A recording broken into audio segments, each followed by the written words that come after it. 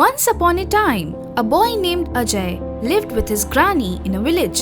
He was very lazy and a slacker. He always used to lie to his grandmother and take all the money and have fun with his friends. Grandma was very upset. Grandma used to make papad all day to run the house. But due to old age, she was unable to work as before. Now the income in the family also started decreasing. Granny, why is the income decreasing? I want to know. Hey son Ajay, now I can't do so much work like before. Because of this, the income is getting less. Today I feel like eating something different, Granny. You give me money, I'll bring some items from the market. Ajay, I have only 100 rupees. Bring whatever you want. Only 100 rupees? Granny, in this much money nowadays nothing comes. Give me a little more money. Give me alms, brother. Hey sir, we have nothing to eat here, and from where to give alms to you? Son, you have grown up so much, but still you take money from your grandmother? And why don't you do some work yourself? Sir, I will see mine. You don't teach me. And go away from here. The monk gets angry and leaves from there. Grandma goes to the kitchen to do her work and calls Ajay to take out the rolling pin and board kept on the rack. Ajay, just come here. Take out this rolling pin and board. What, grandmother? You can't do this work also. You tell me to do everything. Ajay, please help a little. Can you? Ajay gives a rolling pin and board to the granny and a miracle happens. Granny, what is happening? What happened, Ajay? This rolling pin is not getting out of my hand. What to do now? Ajay, do one thing. You sit down, I will see. The rolling pin still doesn't come out. Ajay, put a rolling pin on the board. A miracle happens. Ajay starts rolling papad. He starts making papad very fast. Granny gives him small balls of papad and goes to sleep. When she wakes up in the morning, she finds that Ajay is still rolling papad. What should I do, grandmother? My hands are just not stopping. Ajay makes papad so quickly, this news spreads in the entire village. All the women of the village bring their flour to Ajay to make papad. Till the next day, Ajay makes everyone's papad. Granny, please, make this stop. I am very tired now. Granny, please. He gets upset and tries to hit that rolling pin. But on the contrary, the rolling pin itself beats him back. He apologizes to the monk. First, you promise that from today you will not allow your grandmother to work. I promise that I will not allow my granny to do any work from today. Forgive me, monk. Monk sprinkles some water on Ajay from his kamandalam, which gets him released from that rolling pin, and since then Ajay started behaving very well. Now he did not allow his granny to do any work. He himself started working hard and his granny was also happy with him. Friends, this story is definitely fictional, but we get this lesson from this story that we should always respect our elders and work hard to support in their old age. In the spring town, there lived a couple, Henry and Samantha. Both of them were kind-hearted and hardworking. They have been married for many years, but they weren't blessed with a child. It was the only thing that made them sad. One such day, Henry returned from his work. Hey dear, I have an idea. Why don't we adopt a child from orphanage? By God's grace, we have everything that we desire but a child. If we adopt someone, the child will get love of parents and we will get a child to love. Our family will be complete. We will give him all the love and he will get everything he wants. My dear, I was thinking about the same thing. I have been thinking about it for past few days. Tomorrow, I will go to an orphanage and inquire. Next day, Henry got up early and went to an orphanage. There, he started talking to the officer when he saw a kid sitting on a bench.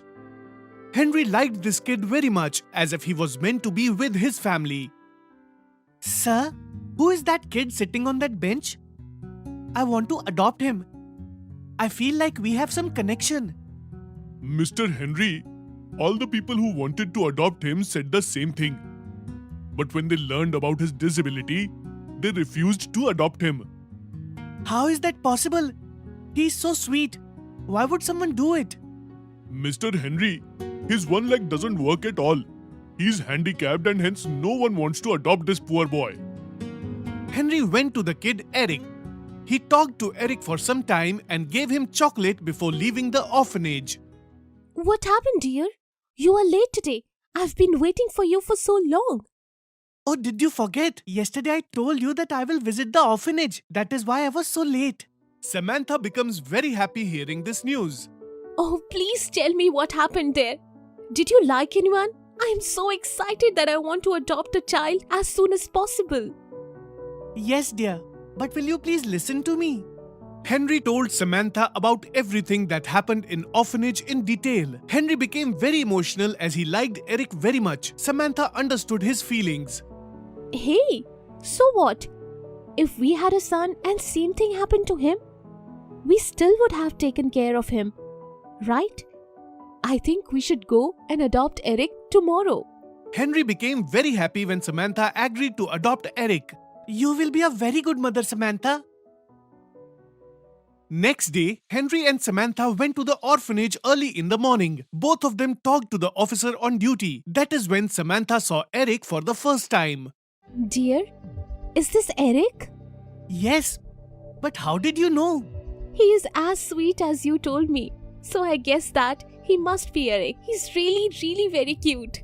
Henry started discussing about the procedure with the officer and Samantha went to Eric. She picked him up and started talking to him and playing with him. Eric was also very happy to play with her. After finishing the procedure, Henry and Samantha returned home with Eric. Both became very dedicated and took good care of Eric. After a few days, they admitted Eric in a school near to their house. On weekends, they would take him to the garden to play. Everything was fine. One day, Samantha said, Hey dear, I think we should take Eric to some specialist for checkup. Whenever he sees someone running and jumping, he becomes very sad. I think he wants to walk and run like everyone else. The officer at the orphanage told me that the chances that Eric could walk are very few. But we will definitely take him for a checkup. Next day, Eric went to school as usual, but few children made fun of him because of his disability. They pushed him and Eric fell down. He started crying and left the school premises. He sat under a tree and saw other children playing and running, which made him heartbroken. Just then he heard a pigeon flapping its wings vigorously. This pigeon is trapped. I have to help him out of it, otherwise he will die due to hunger. Eric removed the pigeon from the trap, gave some water to drink and set it free. But it wasn't an ordinary pigeon. It started talking to Eric. My dear friend, I am a magical pigeon. You saved my life and hence I want to return the favor. Tell me, what do you want most? Oh magical pigeon, I don't want anything from you. But I don't have any friend. Will you be my friend? Pigeon was pleased to see that Eric wasn't greedy. So it told him, My friend, take this. These are shoes. But they are not ordinary. They are magical shoes. If you wear them, you can walk, you can run, and you can jump all you want. And they will be with you always. No one will tease you if you wear it. Pigeon gave the magical shoes to Eric and flew away. When Eric wore those shoes, and miracle happened. He was able to walk, run without any support. Yay! I can walk and I can run. Eric returned home running happily. When Henry and Samantha saw him walking, they couldn't believe in their eyes. Eric told them everything. They thanked the pigeon from the heart and lived happily after that. There lived a man named Austin in a village. He was a leader of a village.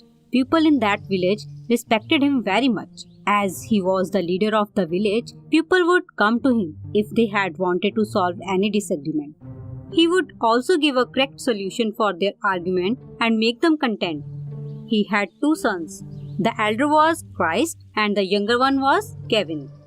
Austin used to teach them that one can achieve success with the help of honesty, hard work, and wisdom. Kevin used to spend most of his time working along with his father. Hence, even though he was younger than Christ, he was much more experienced and wise compared to Christ. Whereas Christ believed that you live life once, so you have to enjoy your life to the fullest. As per him, struggle, hard work, and honesty were good only in books. He never tried to achieve these qualities. Everything was fine in their family. But one night, while having dinner, Austin had a heart attack. His family members rushed him to the hospital, but they could not save his life. His death shook not only his family, but all the villagers also. He had helped lots of people in the village. After his death, people felt as if they had lost their own family member. 1 month passed. Now, everyone was worried about who will solve the disagreement between the people. Who is as hardworking, skilled, wise, and fair as Austin. The village had a rule that if a leader of the village dies and if there is an experienced, befitting person with good leadership skill in his family, then he will be selected as the new leader of the village. And if there is no such person in that leader's family, then all villagers would select a new leader with all these qualities. All the elder people held a meeting to decide who should be their next leader. After selecting the new leader, they informed everyone in the village to gather at the specific place next week to know the result of the selection. All the people in the village were eager to know the name of their next leader. The day of the announcement came. Austin's both sons were also present at that place. The elder son, Christ, was very confident that he will be selected as the new leader as he was the elder son. All the villagers and the younger son trusted elder to make the right decision. They knew that whatever decision these elders would take will be beneficial for everyone. One of the elders stood up and announced their decision. After discussing, everyone has anonymously reached the decision that Kevin will be our next leader, as he is very trustworthy, hardworking, and wise. Hearing this news, everyone in the village accepted this decision happily, except Christ. He was very sad and thought that even though he was the elder son, he was not selected. Everyone returned their home. Like this, few months passed. One day, 2 women of that village had a disagreement. The members of their family went to Kevin's home to solve their issue. Kevin listened to both parties' argument. But when it was time to give the decision, before they finished talking, Christ started talking. So the people who had come there to solve their issue told him that he is not the leader of the villager. Kevin is the leader. This made Christ very angry, but he kept quiet in front of everyone. After a few days, Christ was going somewhere. When he saw a lady who had lost the argument the other day, she was not happy with the decision Kevin gave and despised him very much. She was a very wicked woman. When she saw Christ, she thought, now is the right time to take revenge. She made up her mind and went to Christ and started praising him.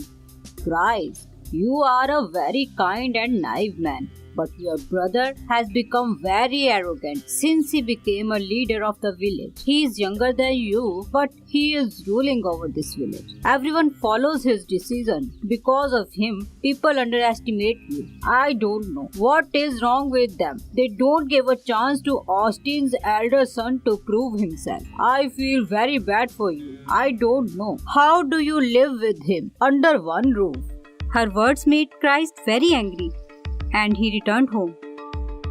He couldn't stop thinking about the old lady's word. He used to agree happily with Kevin's all decisions regarding their family, but now he started insulting Kevin at every step. Everyone in the family was disappointed to see the change in Christ's behavior, but no one dared to say a word in front of him. He would fight every day. One day their mother decided to solve the issue and asked them to sit, and then she tried to make Christ understand. But this made Christ even more angry, and he decided to leave the house and work in some other village. Everyone tried to stop him, but he didn't listen to anyone. He went to one village and reached a rich man's house. He asked for a job from this rich man, who was very cunning, clever, and tight-fisted. When Christ requested him for a job, he said, I can give you a job, but I have 2 simple rules which you have to follow. First one is, if I tell you to do something, you have to do it on right time.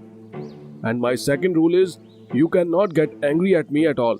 if you get angry, then I'll cut your nose and took back all the money that I have paid to you. And if you made me happy by following these 2 rules, then I'll give you a reward. After hearing these rules, Christ didn't waste time thinking and happily agreed to work for him. Like this, few days passed. Christ followed the rich man's rule and worked hard to earn money. One night, the rich man thought, If he keeps working like this, he'll take all of my money. he made a plan in his mind.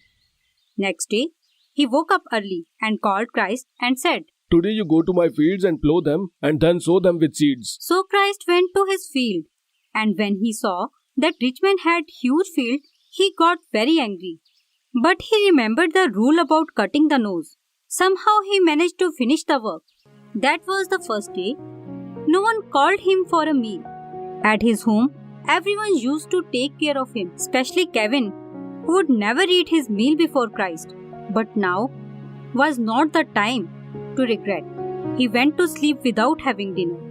Next day, in the morning, the rich man came to his room and started shouting. Hey, why are you still in the bed?